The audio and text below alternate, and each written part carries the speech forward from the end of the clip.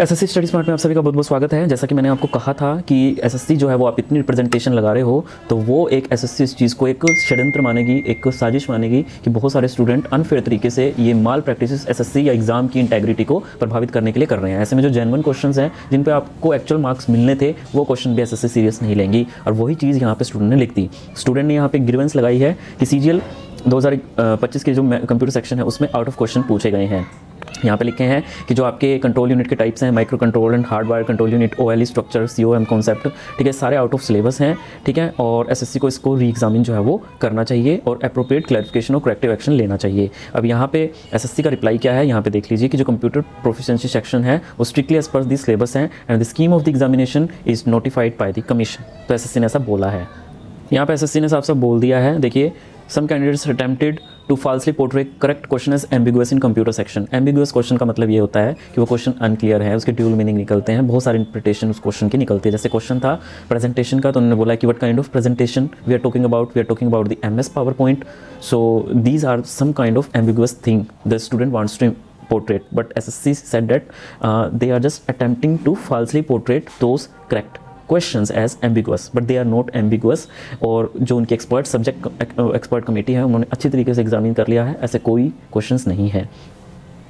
अब सारी की सारी वही बात निकली जो मैंने आप लोगों को कही थी। यहाँ पे साफ साफ लिखा है कि ये जो कोऑर्डिनेटेड एफर्ट है जो आप मिल करके ये कर रहे हो, इतनी सारी रिप्रेजेंटेशन बहुत सारे स्टूडेंट से लगवा रहे हो, सीम्ड प्रतीत होती है, एम्ड एट निशाना बनाती है, influencing the evaluation process through share volume. इस शेयर वॉल्यूम के थ्रू एक इवैल्यूएशन प्रोसेस है उसको इन्फ्लुएंस करती है rather than technical merit. Technical merit की बजाय ये इवैल्यूएशन प्रोसेस को इन्फ्लुएंस कर रही है और इससे होगा का पोटेंशियली अंडरमाइन कम करना एग्जाम की विश्वसनीयता, इंटेग्रिटी पर, उसकी संप्रभुत्व पर उसके सवाल उठाने जैसा है। उसके बाद देखिए कुछ ऐसे सब्जेक्ट एक्सपर्ट ने क्वेश्चंस बोला कि ये क्वेश्चन इनकरेक्ट नहीं है और एम्बिगुअस नहीं है। अब यहाँ पे इन्होंने ये नहीं बोला कि उसके आंसर्स जो है वो रॉन्ग हैं, इनकरेक्ट क्वेश्चन बोला कि इन्होंने तो क्वेश्चन ही इनकरेक्ट बोल दिया था कि इनके अलग अलग मतलब निकलते हैं। सो फिर भी इन्होंने बोला कि कमीशन अच्छी तरीके से इवैल्यूएट करेगा, टेक्निकल करेक्टनेस को स्ट्रिक्टली लेगा, but disregarding the number of challenge received, ठीक है। एंड इन्होंने बोला कि कुछ ऐसी इंडिकेशंस आ रही हैं कि कैंडिडेट्स जो है वो अनफेयर मीन्स के भरोसे बैठे हैं, वो दूसरे कैंडिडेट्स को क्वेश्चन चैलेंज करने के लिए पे कर रहे हैं, जो कि एग्जाम नेशन के एथिक्स को वायलेट करता है, ठीक है। अब मैं वो क्वेश्चन एक बार दिखा देता हूँ आपको। ये वाला जो क्वेश्चन है, object linking mechanism handle the object linking bye maintaining a persistent connection. देखिए, कंपोनेंट ऑब्जेक्ट मॉडल, जो सॉफ्टवेयर के बीच में आपस में कम्युनिकेशंस होती हैं वो ऑब्जेक्ट लिंकिंग के थ्रू होती हैं। तो वो कंपोनेंट कौन सा है, वो कंपोनेंट ऑब्जेक्ट मॉडल। बट इन्होंने साथ में बोला है कि वो एक परसिस्टेंट कनेक्शन मेंटेन करता है रिमोट सर्वर के साथ, वो कॉम कर ही नहीं सकता, वो करता है आपका DCOM। आप चैलेंज कर सकते हो। और ये जो आप क्वेश्चन कह रहे थे ना SSL वाला, ये क्वेश्चन आप चैलेंज नहीं कर सकते। SSL जो होता है वो आपका सर्वर और जो आपका रिसीवर होता है उनके बीच में उस कनेक्शन को क्या करता है, वो आपका प्रोटेक्ट करता है, ठीक है। लेकिन अगर कोई सर्वर अटैक आकर के आपकी ईमेल पढ़ना चाहे तो वो पढ़ सकता है, ईमेल के कंटेंट को पढ़ सकता है, बट यहाँ पे लिखा है protect the content. So S/MIME ये क्या करता है, उस ईमेल के कंटेंट को ही इनक्रिप्ट कर देता है so that it converts into some unreadable form.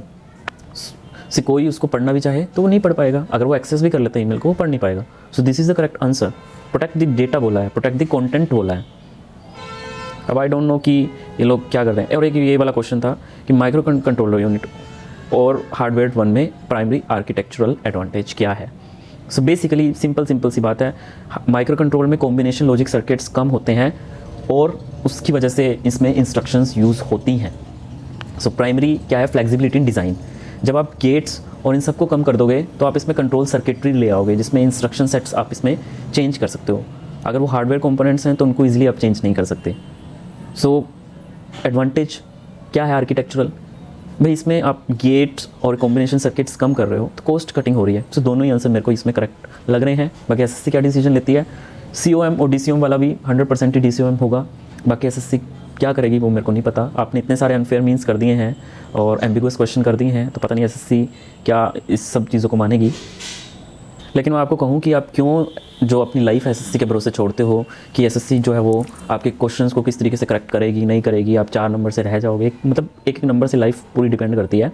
तो यार मैं आपको 2022 से बोल रहा हूँ कि मेरी बुक में से 12-13 क्वेश्चन आ रहे हैं, इतनी रिसर्च करके मैंने बुक बनाई है। अदर जो चैनल वाले हैं, मैथ्स वाला है वो कंप्यूटर की बुक निकाल रहा है, ठीक है उनकी सिलेक्शन होगी, मैं ये नहीं कह रहा यार।